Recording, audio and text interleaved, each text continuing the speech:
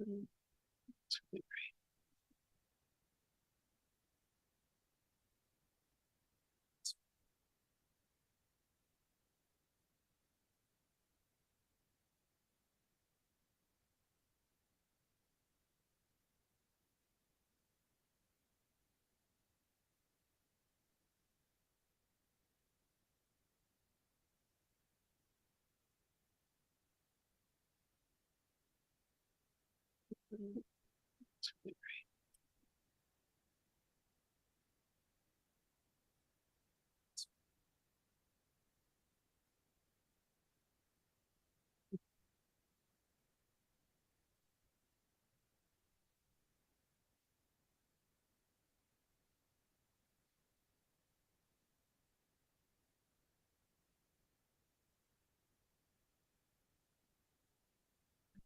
video. On video.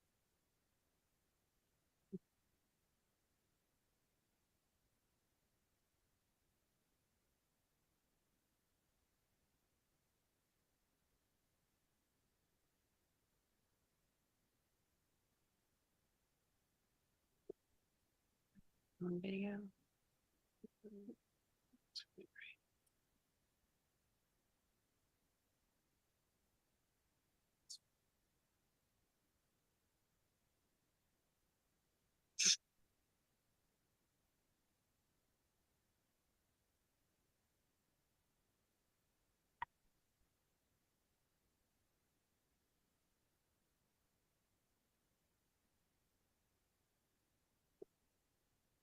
On video.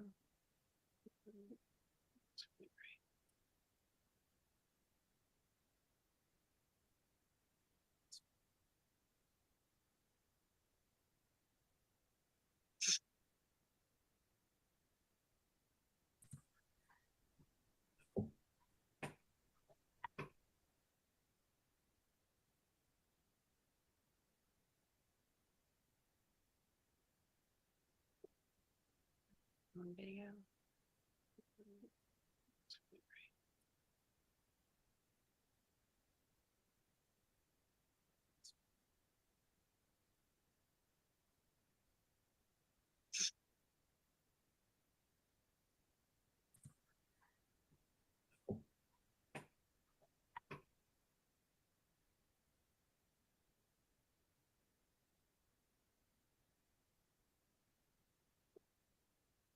On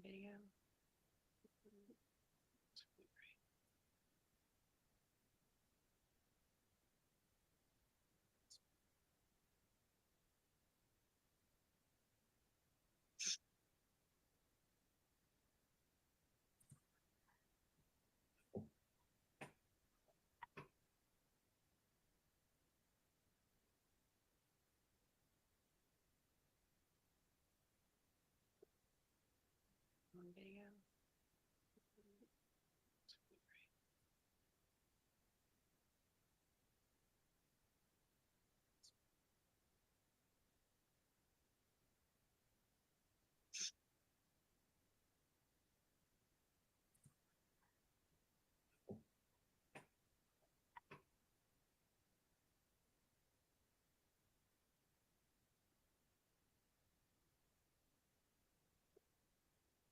On video.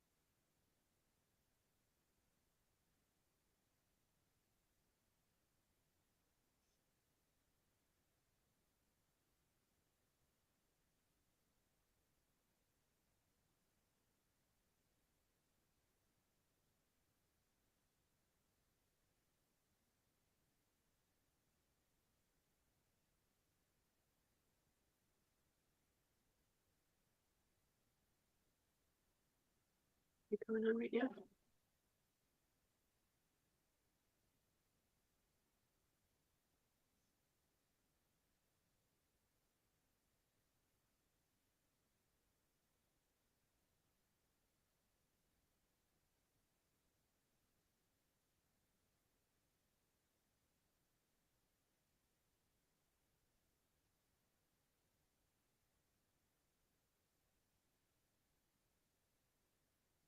You coming on right now?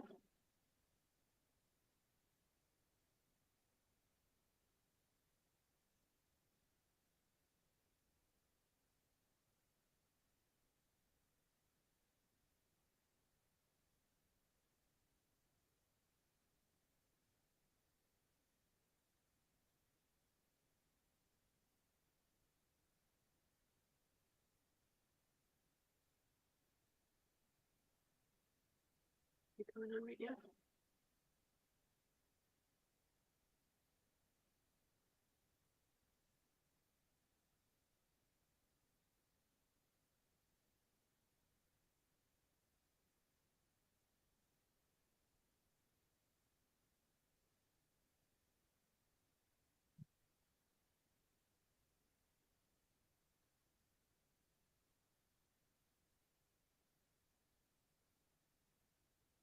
You coming on right now?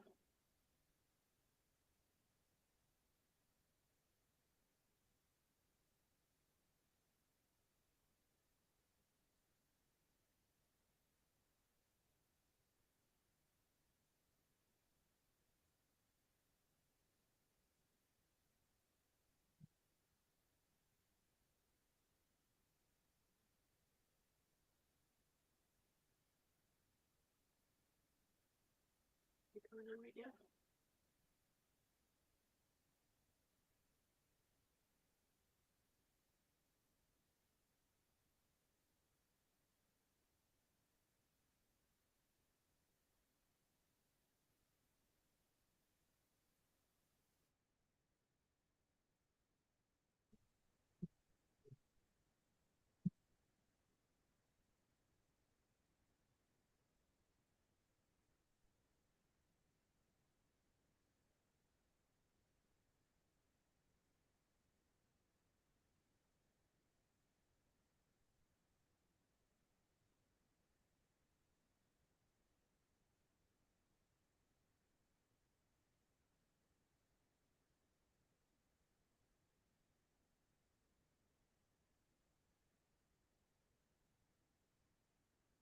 Hello.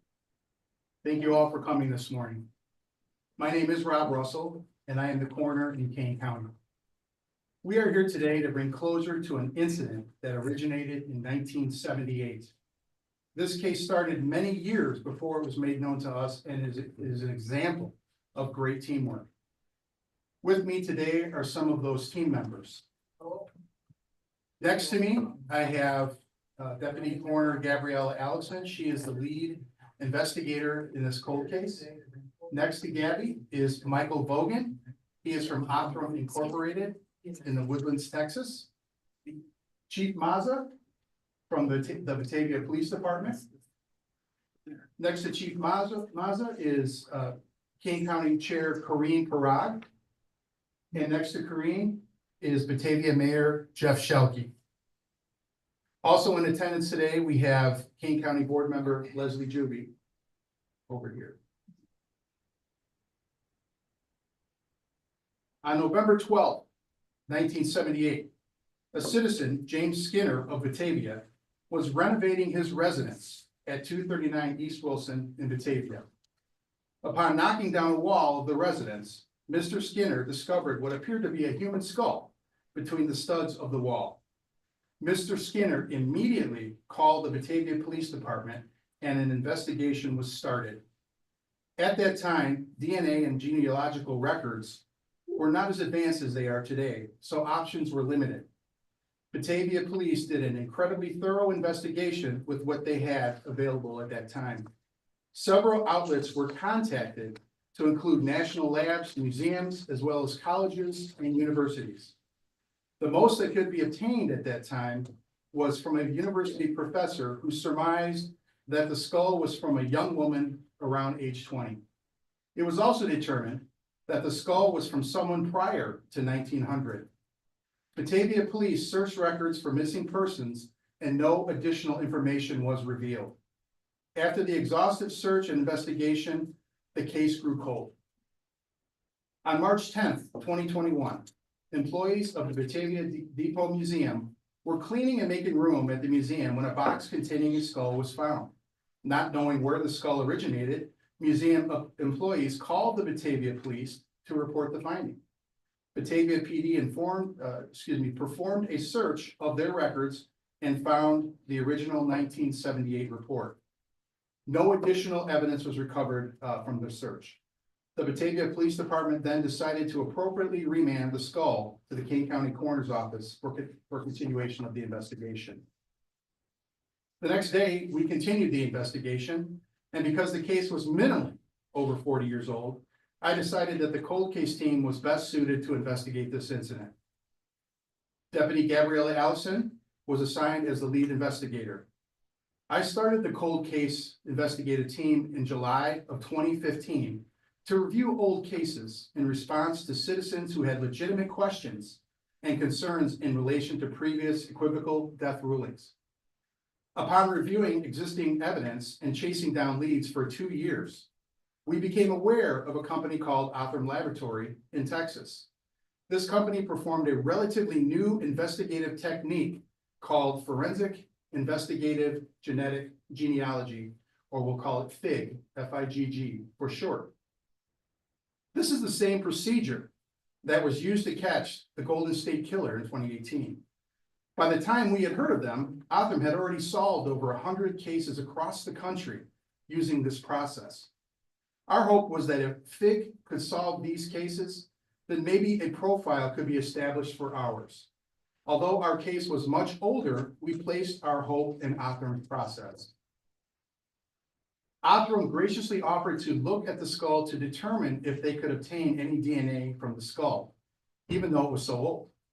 After several weeks, Othram informed us that they were able to obtain some usable DNA that they could test, and if they were able to obtain a profile, it could be run through their database where members of a family with similar ID could be discovered.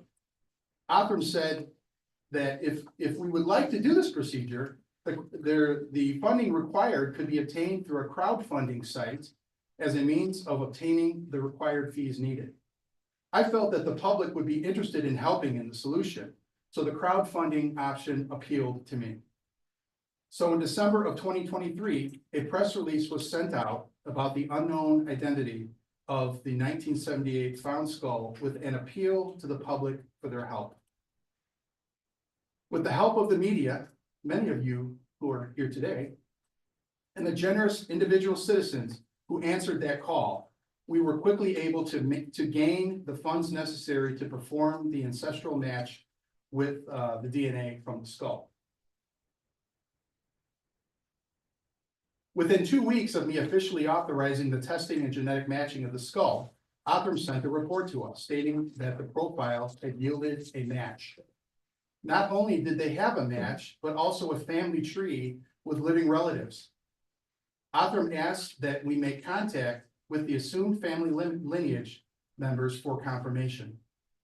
We reached out to the second great grandson of the person in question, and he submitted DNA to Othram to confirm a DNA family match. The grandson's DNA was confirmed as a match. We now know the skull found in the wall in Batavia as Esther Granger.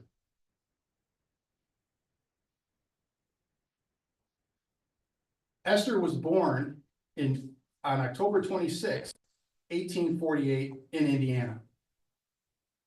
In 1865, at 16 years old, she married Charles Granger, and after a few months became pregnant with their first child. In May of 1866, Esther gave birth to a baby girl, but lost her life soon after due to complications from childbirth. She was buried in Maryville, Indiana, leaving behind a husband to care for their newborn daughter. In honor of his deceased wife, Charles named the baby girl Esther, the same name as her mother. So the question remains. If she died in 1866 in Indiana, how did she end up in a wall of a house in Batavia? We will never definitely know exactly, but with records and good reasoning, we've come to a common sense theory. We believe Esther was a victim of grave robbing. Grave robbing was quite common in that era, as it was quite profitable. The grave robbers made the equivalent of 3 to 4 months' earnings for an average person working 60 hours a week. One body every few months would give a grave robber a reasonable living, which is why it was so attractive at that time. It was also dangerous. Although it was illegal, many law enforcement agencies did not enforce it. Justice was relegated to vigilantes, many of whom were family members of the deceased. Many riots occurred in response to known grave robbing incidents across the country, and several perpetrators of the crime were murdered. One such riot occurred here in Kane County in the city of St. Charles in 1849 in an incident called Richard's Riot, which is a separate. Esther was not part of that riot. Again, there is no absolute answer to how Esther ended up in that wall or where the rest of her body is located, but being a victim of grave robbing does fit the bill. Since discovering Esther's identity, we were able to make contact with Esther's second great-grandson, Wayne Sviler. Wayne has been a great asset in helping us to determine Esther's identity. We are very honored to be able to serve his family by restoring a sense of decency to the life and death of his second great-grandmother. With the approval from her family, Esther Granger was laid to rest in Batavia at West Batavia Cemetery in a columbarium space donated very kindly by the city of Batavia. Wayne Sviler gave an appropriate eulogy to his grandmother he never physically knew, however, stated he felt he knew Esther because he had such a great relationship with his own mother and grandparents. He knew Esther through them. The positive identification and probable theory of how Esther's remains were found in a house in Batavia was surmised through an intense investigative process. We are detectives sworn to uphold and investigate the truth behind those who pass on from this world. Although the entire office and our partners work together to conclude this investigation, I would like to specifically thank the following people and agencies. Special thanks to Deputy Gabriella Allison. She's been the hands and feet of this investigation. She spent not only hours, weeks, and months, but years at performing this investigation. I'd like to special thanks to the Batavia Police Department. They've been step in step with us the entire process. We just really appreciate what they've done. The city of Batavia and Mayor Shelkey, thank you. Thank you for stepping up and giving Esther a final resting place. The Batavia Depot Museum, thank you. Thank you for doing the right thing and calling the police and helping us to solve this crime, this incident, that crime. Othram Laboratories, without them, we would be nowhere. Mr. Wayne Sviler, who I believe is online, is that correct? Yes. Yes, he could not make it. He lives in Portland, Oregon. So he was able to make it through Zoom, and we will have him on and have him available for questions for those that are interested. Thomas Doggett from Thomas Doggett Photography, he took the forensic photos of the skull. And 3D Resin Solutions of South Elgin. They 3D printed the replica of that skull, which is right here. This is not the actual skull. This is the 3D printed replica of the actual skull. Because again, the actual skull has been entombed. Forensic artist Natalie Murray, who was able to take the skull, if you can get that other, yeah, that one, and actually give us a picture of what Esther may have looked like. Is that not cool or what? Very cool, very excellent. I'd also like to thank my chief, Lauren Carrera, my assistant chief, Rebecca Nielsen, and the entire staff. They've all been great. We've all done our part as a good team does. Lastly, but not least, I want to thank all the citizens who donated resources and said prayers for a successful outcome. Understand that your gifts were put to great use and your prayers were answered. Thank you. I'd like to bring up Michael Vogan from Othram to explain some of the process, because I'm sure you have questions on it. Good morning, everyone. My name is Michael Bogan. I'm the Director of Account Management with Othram. I'll give just a kind of a cliff notes of who we are. We built Othram. We're actually the first private laboratory in North America that was built exclusively to generate human ID from forensic evidence, be it unidentified human remains, like in this case, or even suspect DNA. We built a complete end-to-end forensic process completely in-house that looks at hundreds of thousands of markers of DNA. Using these markers of DNA, we build these high-performing profiles that can then be used to upload into databases and connect families.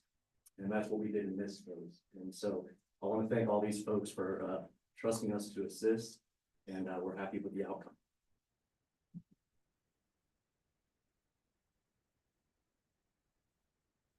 There are also some other people I'd like to thank. We have Allison Namila, is that right? Namela from the Batavia Depot Museum, and Katie Burgess from the Batavia Park District, Batavia Depot Museum. Craig Tinrella, he's the owner of 3D Resin Solutions, who printed this excellent representation of the actual skull. And of course, I can't leave out Maureen Kelly. She's the other half of my cold case team. We've got a few other cases we're working on, and we'll continue to work on those, but and she's also my FOIA officer, so that's important. So that's all that I have for today, and I'm open to any questions you all might have. Mr. Russell, hi, Terry, WBBM Radio. You know how old the house was where the skull was found in 1978? Was that an older home? It was an older home. I don't know the exact, when 1850 is when it was built. Okay, so it's possible the skull was brought there. We don't know. The skull could have put in other places, but it could have been there for decades and Our decades. running theory is that the skull was, there was probably somebody who was studying medicine that needed a cadaver or pieces of a cadaver or a skull or whatever to do whatever study that they needed to do, and then at some point knew the ramifications of having said item and probably put it in the wall. That's my running theory. I was gonna say, that was another question I had. Did grave robbers back then, they would steal, I mentioned jewelry or even clothing and things like that, shoes, maybe whatever, but also that would happen for medical, for seemingly more rational purposes Yeah. or suitable. Well, it was very profitable. Like I said in the release, it's, it was 3 to 4 months of salary back then, what would you rather do? I guess if you're a person, you want to be in the fields for 3 to 4 months, working 60 hours a week, or have which I understand, but it's still wrong, very wrong. But that's why they did it.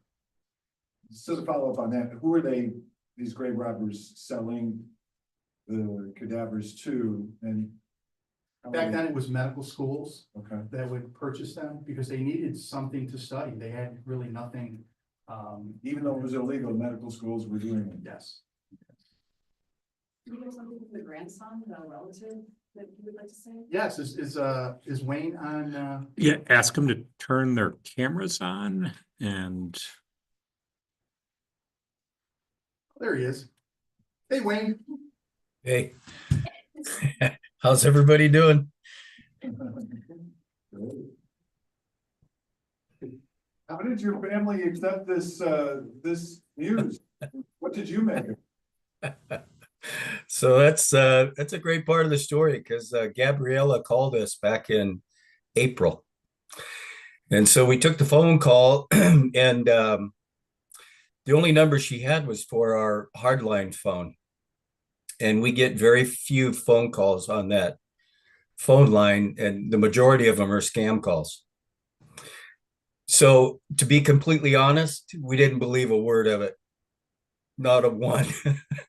My wife took the first call and she called me at work and said, I just got the weirdest call.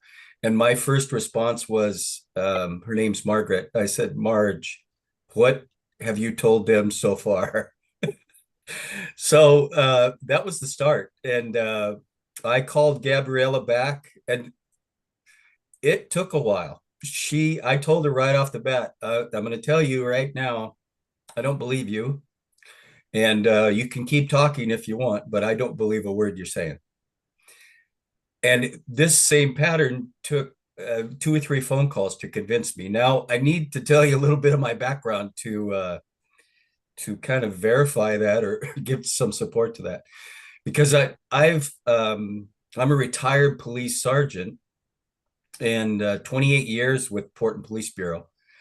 And my responsibility back in 2004 was to be part of a team that started up the cold case squad for the city of Portland. We had over 300 cases that we started with.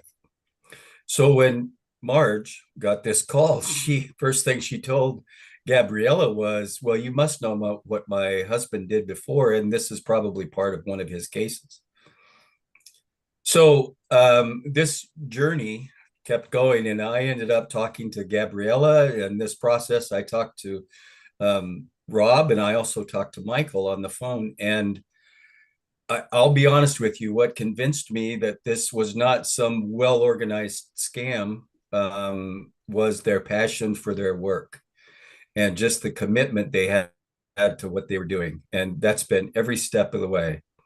The respect that they've shown us, my family, in this process has been incredible. So that's how it all started. Can you hear me? I think so. Can you hear him? Yes. Wait, how does it feel now? Is it a sense of completion, of joy? There must be some sadness in this. Yeah. Please. Yeah, all of that. Yeah, I can tell you when I came back for the burial, and I told Gabriella this, I said, it's going to sound weird, but I told her, it feels like I've been here before, and I've never been to Batavia before.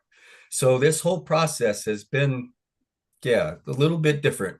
I spent the night of the burial at what's the name of the hotel? Gabriella, you're going to have to help us. Baker. So I spent the night there, and I was standing outside of the hotel the night before the burial, and there was a lady there who was taking pictures, and I said, isn't that a nice place? And she said, yeah, I got married here. And she said, she looked at me and said, you know, it's haunted, right? And I'm like, no, I didn't know that. So there's been just these circumstances and irony to it. But you're right, there is this sense of closure. I wish my mom was still here so that I could tell her this story. She'd love it. And I do feel like the sense of closure and the respect that we've shown Esther in this process has given me a lot of satisfaction. Have you ever heard any family stories about Esther before, or what can you share that with? Yeah, I wish I would have talked to my grandparents more. I can tell you that. I know we all kick ourselves when we don't do that, but the only thing that they ever talked about, and they are the family, the Matheson family on that side, was that life was really hard. They ended up settling in Nebraska. So my point of reference for that side of the family has always been what happened in Nebraska, not what happened anywhere else. I'm sorry, Wayne, can you again spell your first and last name and tell us, I'm sorry, your exact relation? I'm sorry, you're the great grandson. And my first name is spelled W-A-Y-N-E. And the last name is S-V, like Sam, Victor, I-L-A-R. The pronouncement. I'm sorry. And pronounce it? Yes, please. Depends on who's saying it. It's a Yugoslavian name, and if you're back there, it's Svilar. When Grandpa came over, he changed the pronunciation. The English pronunciation is Swiller, but even my sons pronounce it different. So it depends on who's saying it. We'll call you Wayne. As well as your coroner says it different. You did fine, Rob. Thank you. Are there any other questions? Go ahead. Yeah. Does anyone in your family look like this picture? You know, another good question. I was just I was talking to or texting with Gabriella yesterday, And I sent her a picture of my mom, and there are some similarities.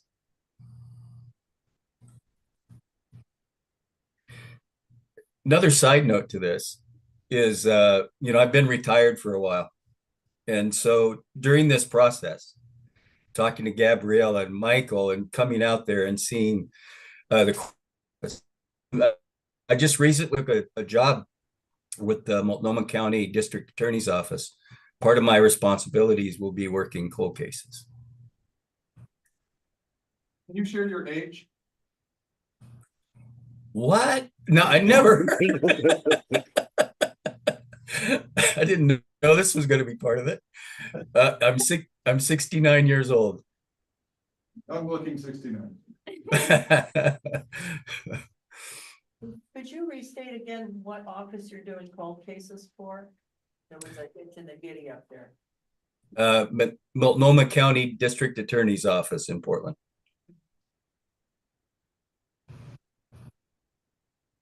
Any other questions for any of our distinguished people? Yes. I don't want to dominate the. No, go ahead. Question for you, and if you could go to the microphone, if you can talk about the difficulties and the technology that it has become so advanced that allowed you to do this. Yeah, so. Can you speak closer to the mic? Sure, please? is that better? Yeah, much better. Okay, Thank you. good deal. Yeah, so the advances in technology, historically, the technology's been used for these very old cold cases, kind of like this. What we're finding is that there's DNA virtually in all cases, suspect or unidentified remains. What we fine-tuned at Othram is basically having a process that eliminates any contamination, degradation, mixtures we can often work through. So there's very little crime scene DNA that we can't work with these days. We don't need a lot of it. Historically, there were labs that wanted like 20 nanograms. I know these terms don't mean anything. Small amount of DNA. Now we're working for like 100 picograms. So the technology is advancing very quickly. You talk about the cost, what? Yeah, I think on this case, we raised about $7,500. And that includes all the lab work, extracting DNA, building the profile, uploading the DNA, and then genealogy. Is this one of the oldest cases that you've dealt with? Glad you asked. This is the oldest. This is the oldest. Yeah, previously we had one from 1881, so this is now the record holder. Yeah. Hi, Wayne. I didn't know you'd be on. Good to hear you again. I'm sorry, I don't know what a nanogram or a picogram is. It's a measurement of DNA, concentration of DNA, very small amount. Comparable to what? 100 picograms is like 15 human cells. So I touch my, What? if I touch my jacket, I'm leaving about 100 cells of DNA. So 15 of that would be 100 picograms. Not a lot. And in this case, of course, the remains were very old, so we had to do some human enrichment, things like that, but we got what we needed. Forgive me here, but are there any unrealistic expectations with, TV and movies? It seems like they can solve these things so quickly now, but. Yeah, I think the quickness in which they do it is unrealistic. It takes time and you got to be careful with DNA. You only get one shot sometimes on suspect DNA. So you want to make sure you do it the right way. Wow. Can you talk a little bit about why this was important to you and why you continue to pursue it? I don't like undone things. And to me, this was an undone thing, and we had the means to do it. So why not do it? There was really no reason not to. If you know anything about my tenure here, I mean, I've helped to bury over 300 people that were forgotten. To me, life is very valuable, no matter what your life was like or what issues you had in your life. Everybody's here, and we, as humans, we only have two universal things that we share. Number one, we're all born. Number two, we all die. So I think the people put me here to honor that on the latter side of the equation, to do it to the best of my ability. And my ability is only as good as the team that I build. And by building a good team, I think we're able to do a lot. I mean, this seems extraordinary, but what you're talking about is ordinary people that are just doing a little extra. And I think that, I think we're called to do that. I've never been a person that can just sit and collect a check. You know, and I'm not pointing any fingers or anything at anybody. I'm just saying that if I'm here and I'm here to do something, I want to do it and do it to the best of my ability. That's just who I am. I'm curious in terms of the connection to Batavia, because obviously it was found in Batavia, but you really don't know beyond that, right? I mean, there's not like a police investigation you can perform, is there?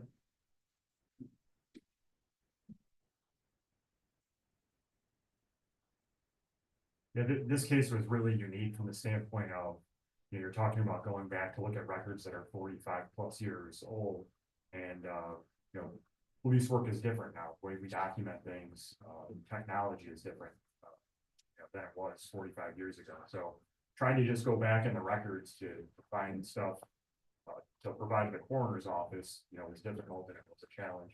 We've had some building moves since then, and I think in this case, from our standpoint, there's a lot of questions that are difficult, if not impossible to answer. How did the skull end up at the Depot Museum? Another question that we don't have an answer to. We took the case originally in 1978. It would appear from records that showed up in the inventory in 1979 at the Depot Museum. But how it got there, I don't know. We don't have any records in the department as far as it being transferred, outside of our building. Did you speak to any officers from 78? Are there any still? So we did. One of our our detective sergeant spoke with several investigators who would have been on this case back in 1978. None of them had a recollection of that as to why or how the skull would have made it to the Depot Museum.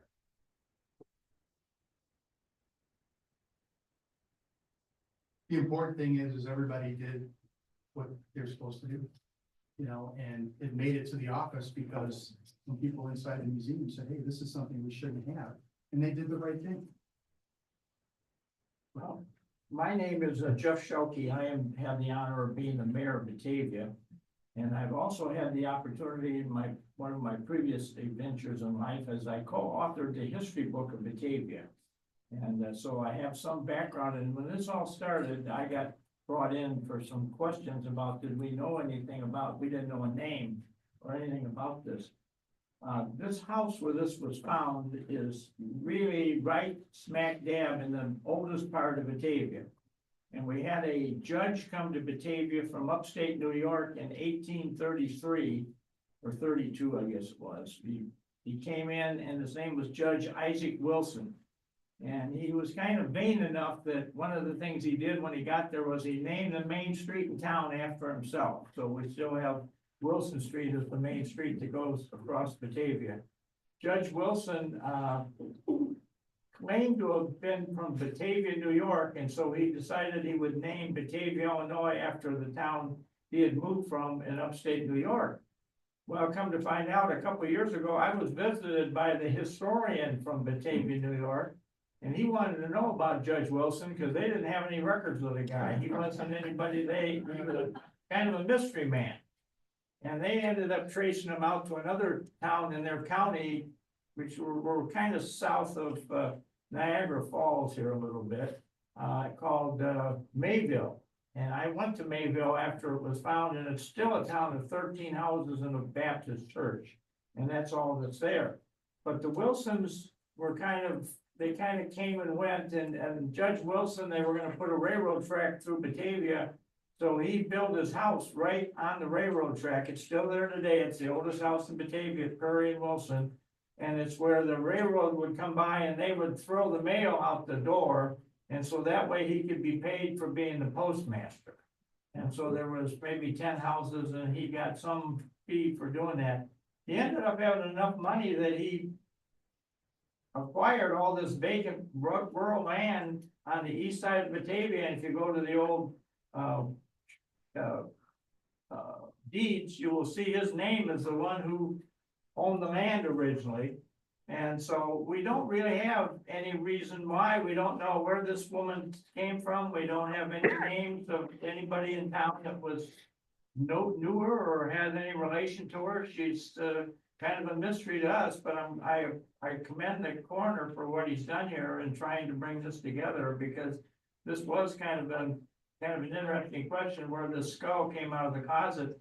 The last two people that lived there, one was a doctor and he had his office in there, and the immediate thing was, well, maybe he had done so. He was there way after this skull was obviously put there.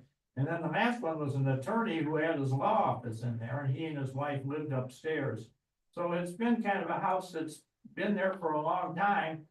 Ironically, I just was at another thing this week where we were talking about, there's a school on the end of the block, or an old school called Louise White. It's now an office building, but it's right behind where this house was. And in 1893, that school burned to the ground. And so that there was a rebuild of that. So there's been a lot of activity. And then the Catholic Church is literally right across the street from this place. So there's always been all this activity around this house. And nobody ever knew till this skull appeared that we had this adventure going in Batavia. But I really appreciate the efforts that have been made here to kind of bring this together. And certainly I commend the coroner for really holding on to it and getting us to where we are today. So thank you for helping us solve a mystery that we didn't have a murder that we didn't know about. You're welcome. If I might, could bring up Chairman Kareem Parag, just to say a few words. Thank you. What a story. I mean, oh my gosh, what an incredible historical moment for all of us. I just wanted to come up and thank the coroner's office, and the coroner's always been known to step out of just direction and go the long distance to really help Kane County residents in a time of great need and value people, whether they're alive or not, deceased, but to really respect their life. And this is really, holy cow. This is a holy cow, what a fascinating bit of history.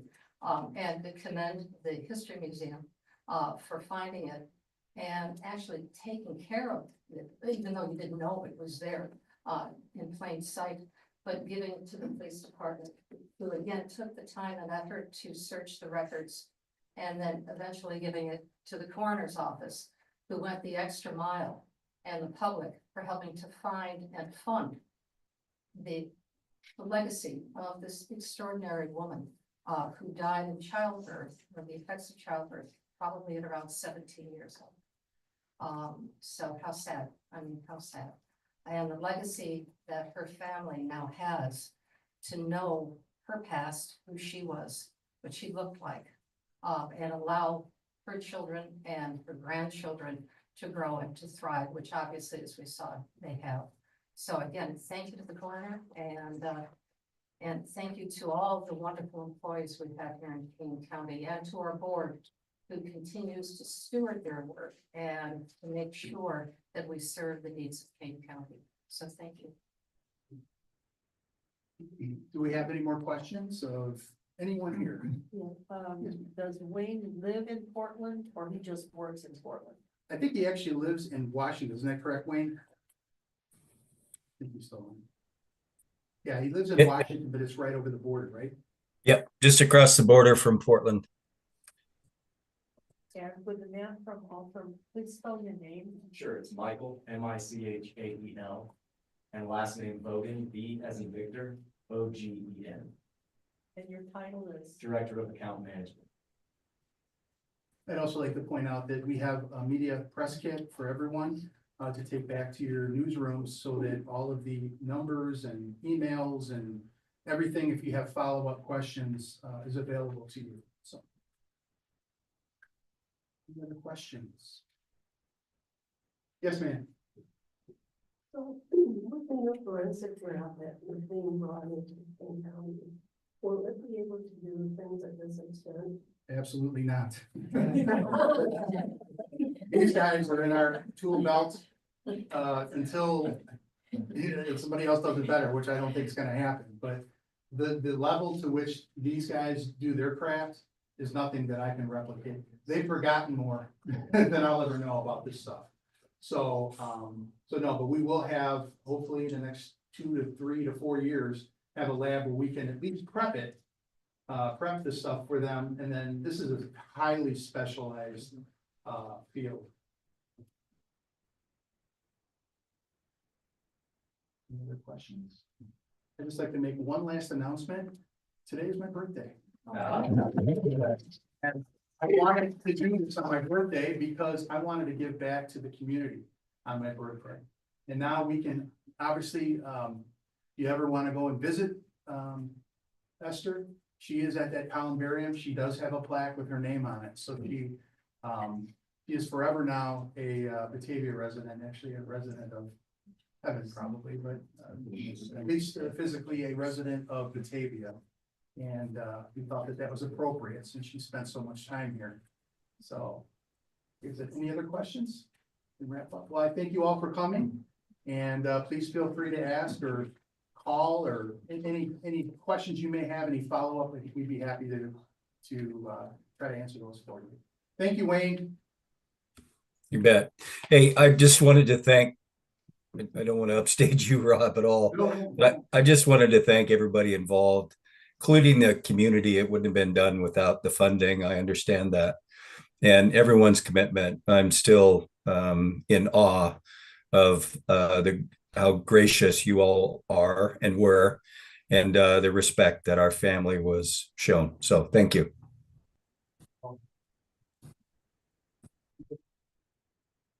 This concludes our press conference. Glad you all came, and have a great rest of your day. Thank you. Chief, how do you say your last name? Mazin. Thank you.